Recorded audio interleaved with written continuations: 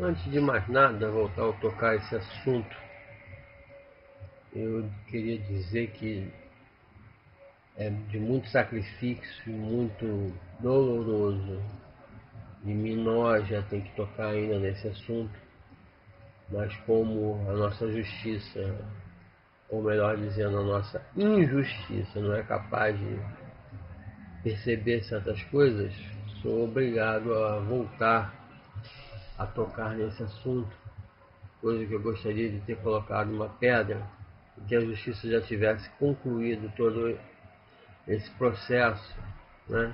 E já colocado detalhadade da pessoa que tentou me matar. Mas não foi isso que a polícia fez. A justiça, perdão, polícia não, a justiça, né, através da polícia, que fez foi me colocar atrás das grades. Pois então nós vamos ver agora as falhas e absurdos que me levaram a ser preso e aonde houve toda uma armação para que eu fosse preso, ao invés de ser preso realmente a pessoa que tentou me matar, e não eu. Eu não tentei matar ninguém, eu não fiz nada que me levasse a ser preso. E a pessoa que tentou me matar ficou solta ainda, cantando de galo, levando, cantando vantagem, ainda me fazendo mais ameaças ainda, do que qualquer coisa me mandaria preso novamente. Vamos à frente, né? Vamos tocar. Esse processo, como vocês podem ver, a, a remessa dele foi em 2009, ainda consta como inquérito. Desde 2009? Um inquérito ainda desde 2009? Como pode? Alguma coisa tem que haver de errado, não é verdade? Como pode um inquérito?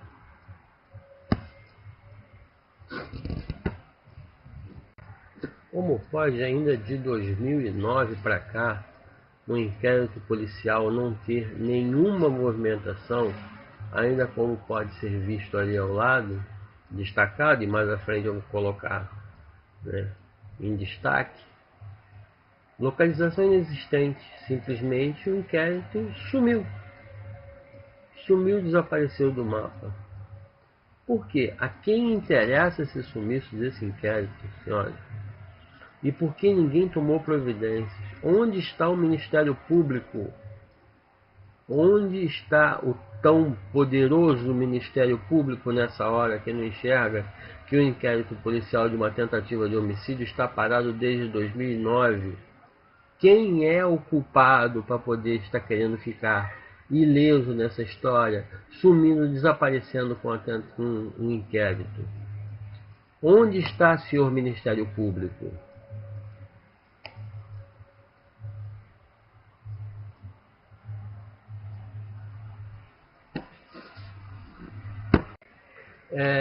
Seria de bom ouvido nós falássemos agora, e relembrássemos que a obrigação de fazer cumprir a lei é do senhor promotor de justiça, ou senhora promotora de justiça. É de sua responsabilidade. E a senhora foi informada, ou o senhor foi informado. Por que não tomou nenhuma providência? Será que não é do seu interesse tomar providência sobre esse assunto? Ou será que o senhor teria um interesse diverso do que realmente seja o de cumprir com a sua obrigação? Isso eu gostaria que o senhor me explicasse, né? Eu não gostaria não, isso é sua obrigação de se explicar, ao invés de ficar se calçando atrás de uma prepotência e uma arrogância, né? De um cargo que lhe é imbuído e que não lhe dá o poder que o senhor pensa ter. E na verdade o senhor deveria se preocupar muito mais em utilizar esse seu poder para que se faça justiça, e não para que o senhor use da sua prepotência, da sua arrogância. Eu lembro muito bem que na saída do fórum, quando da última vez que eu lá estive, o senhor disse para o meu advogado que iria me prender de novo. Talvez por isso que o inquérito sumiu. O despacho foi claro, senhor promotor de justiça. Não é? Que fatos novos surgiram? Ameaças? falácias, coisas sem prova, dizer, quer dizer que o dizer agora virou prova, sem testemunha, sem materialidade, sem nada. Apenas simplesmente o fato de dizer: ele fez isso, ele está com isso, já é o bastante para ser prova para o MP pedir a prisão de maneira covarde. Isso que na verdade o Ministério Público está sendo covarde. Porque o Ministério Público não tem nenhuma prova para poder solicitar a prisão em momento algum deste fato que eu estou narrando. Quero agora chamar a atenção para esse RO. Ele é de suma importância. RO 1508/9, onde começou a mentira deslavada, sem vergonha, mau caráter, da pior espécie, envolvendo 3 policiais, que eu não só falo, como vou provar nos termos de declarações desses cidadãos, como eles em nenhum momento eles provam que fui eu, ou que eu tivesse feito qualquer coisa que merecesse até mesmo ser digno de registro, que não fosse simplesmente a palavra de uma pessoa contra outra, e foi dado simplesmente como certo. Eles ouviram uma voz, eles dizem que era minha voz, ouviram uma voz no viva voz de um telefone, de um rádio, que por sinal esse rádio me pertencia, e foi colocado no viva voz. Agora me diga, colocar um rádio no viva voz e uma pessoa falando, te garante quem está do outro lado da linha? O que me garantiria que a pessoa que está do outro lado da linha é a pessoa que eu estou afirmando? É se eu olhasse, se eu visse o número e comprovasse que aquele número pertence à pessoa. Não é verdade?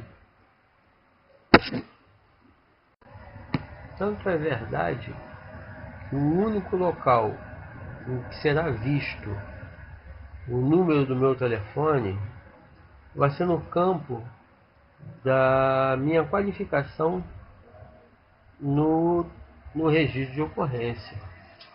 Ou seja, o que foi o caso, uma emergência, que ela chegou desesperada com a viatura dentro da delegacia, ou seja, e só no final de tudo, no registro de ocorrência, é que foram se lembrar do número do meu telefone, que era o mais importante. Ou seja, durante todo o seguir do fato, desde a estada dentro da viatura da PM, até a termo de declaração dos 2 PMs, até o envolvimento do inspetor Sérgio, que disse que falou comigo ou falou com alguém, não é? Nenhum dos seus termos consta o número que estava aparecendo no visor do telefone. Estranho isso. Por que omitiram? Por que não pronunciaram esse fato? Por que o único testemunho que eles têm é com relação à minha voz?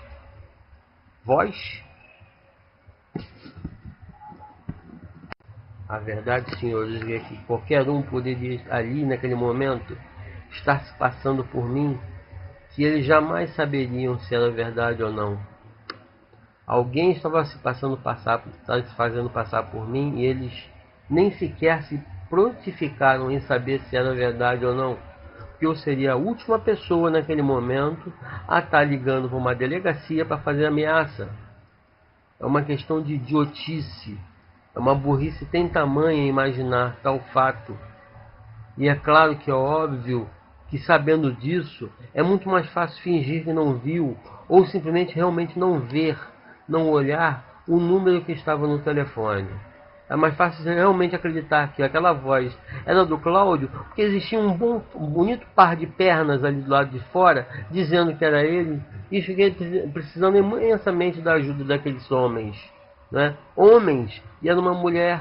É claro que, muito espertamente, é mais fácil tender para um lado de um lindo par de pernas que vai estar aguardando lá de fora, não é? para que seja agraciada com o auxílio de 3 policiais babacas, né? Mas enfim, eu gostaria de atentar para o seguinte fato: observa-se os dois termos de declaração dos policiais militares são idênticos, são idênticos. Isso quer dizer que você pode anular um deles, né? É muito possível que se anule um deles. Se os dois têm a mesma coisa a dizer, se os dois são irmãos gêmeos e ouviram exatamente a mesma coisa e relatado as mesmas palavras, né? Tem a mesma coisa a dizer, não tem palavras diferentes, nem sequer uma vírgula, então pode ser descartado um deles, por que não? Para que dois para falar uma coisa só? Não é?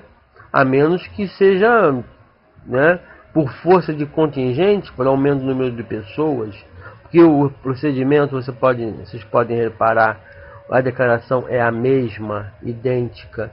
E eu lhes pergunto, por que ao invés de botar no viva voz, ela não entregou o telefone para o policial militar? Por que ela no telefone, ao invés de ficar na mão dela, não foi para a mão do policial? Por quê? Devo lembrar aos meus incompetentes colegas que um crime é composto de autoria, vítima, motivação e materialidade. Aonde está a materialidade? Na minha voz?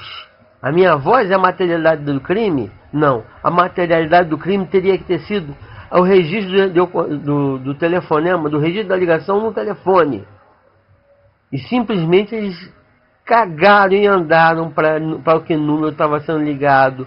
Podia até nem ser uma ligação telefônica, podia ser uma gravação que dentro do telefone. Que todos nós sabemos que esses telefones têm como módulo gravador, que ele poderia simplesmente estar repetindo uma gravação já feita anteriormente. E eles não se preocuparam em ver, se preocuparam simplesmente em acusar uma voz. Foi a única coisa que eles foram capazes. Não acabaram com a materialidade. Já o senhor Sérgio Vieira, por que o senhor Sérgio Vieira não ligou para mim do telefone da delegacia? Por que ele utilizou o telefone, o viva voz da dona Valéria, que nem era da dona Valéria, porque o telefone dela pertencia a mim, aquele telefone. Por que ele não ligou para mim da delegacia? Por que ele não pegou o telefone, pegou o número e me ligou de outro número, ou até do seu próprio? Muito estranha essa sua falta de interesse de tentar ligar de outro local que não fosse o aparelho da Valéria. E eu lhe pergunto, gravação responde? Se fosse uma gravação, responderia? E como ele disse, ele tentou falar por diversas vezes e simplesmente eu não respondi. Como se materialidade fosse algo desnecessário, né, para um inquérito policial e fosse um fato desnecessário para um pedido de prisão. Ou seja, não havia materialidade, mas mesmo assim foi pedido de prisão. Eu não fui ouvido, não me tomaram meu termo de declaração antes de solicitar a representação pela minha prisão. Ou seja, foi totalmente equivocado, totalmente errado. Foi um absurdo. Agora passamos para o outro